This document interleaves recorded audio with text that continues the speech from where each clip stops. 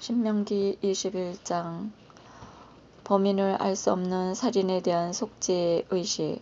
주 너희 하느님께서 너희에게 차지하라고 주시는 땅에서 살해당한 사람이 들에 쓰러진 채 발견되었는데 누가 그를 때려 죽였는지 알 수 없는 경우에는 너희의 원로들과 판관들이 나가서 살해당한 사람이 있는 곳에서 주변 성읍에 이르는 거리를 제어해야 한다. 그러면 살해당한 사람에게 가장 가까운 성읍이 있을 것이다.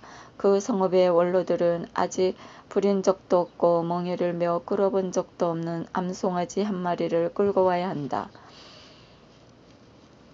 그리고 나서 성읍의 원로들은 늘 물이 흐르는 골짜기로 그 암송아지를 끌고 내려가 갈지도 씨 뿌리지도 않은 그 시냇가에서 암송아지의 목을 꺾어야 한다. 그런 다음에 레위의 자손 사제들이 앞으로 나와야 한다. 주 너희 하나님께서 그들을 선택하시어 당신을 섬기고 주의 이름으로 축복하게 하셨으니 그들의 판결에 따라 모든 송사와 폭력 사건이 해결될 것이기 때문이다. 살해당한 사람에게서 가장 가까이 있는 성읍의 원로들이 시냇가에서 목이 꺾인 암송아지 위에서 손을 씻고 이렇게 증언해야 한다. 너희의 손은 이 사람의 피를 흘리지 않았고 너희의 눈은 보지도 못하였습니다. 주님, 당신께서 구해내신 당신 백성 이스라엘의 죄를 벗겨주시고 당신 백성 이스라엘 가운데서 무죄한 피를 흘리지 않게 해주십시오. 그러면 그들은 그 피에 대한 책임을 벗게 된다. 이렇게 너희는 주님의 눈에 드는 옳은 일을 하여 너희 가운데 무죄한 이가 흘린 피에 대한 책임을 치워버려야 한다. 여자 포로를 아내로 맞는 규정.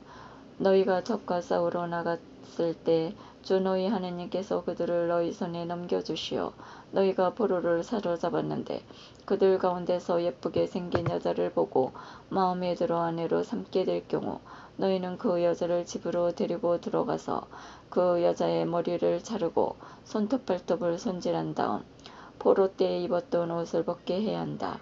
그 여자는 너희 집에 살면서 한 달 동안 자기 아버지와 어머니를 위하여 곡을 해야 한다. 그런 다음에 그 여자와 동침하여 남편이 되며 그 여자는 아내가 된다. 그러나 그 여자가 너희 마음에 들지 않으며 마음대로 가게 하되 돈을 받고 팔 수는 없다. 너희가 그 여자를 욕되게 하였으므로 함부로 다루어서는 안 된다. 마다들의 권리.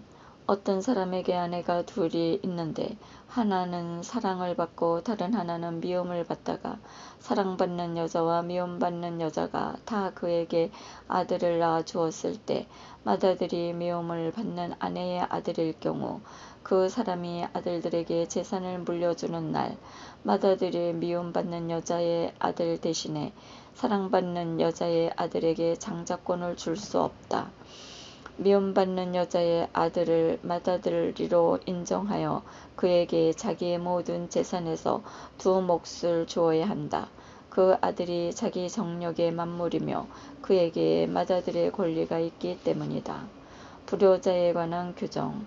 어떤 사람에게 고집이 셀 뿐더러 반항만 하며 아버지의 말이나 어머니의 말을 들으려 하지 않고 부모가 꾸짖어도 듣지 않는 아들이 있을 경우 그의 아버지와 어머니는 그를 붙잡고 그가 사는 성읍의 성문으로 원로들에게 데리고 가서 그에게 우리 아들은 고집이 셀 뿐더러 반항만 하며 우리 말을 듣지 않는 데다가 방탕한 아이고 술꾼입니다 하고 말해야 한다. 그러면 그 성읍의 남자들이 모두 그에게 돌을 던져 죽여야 한다.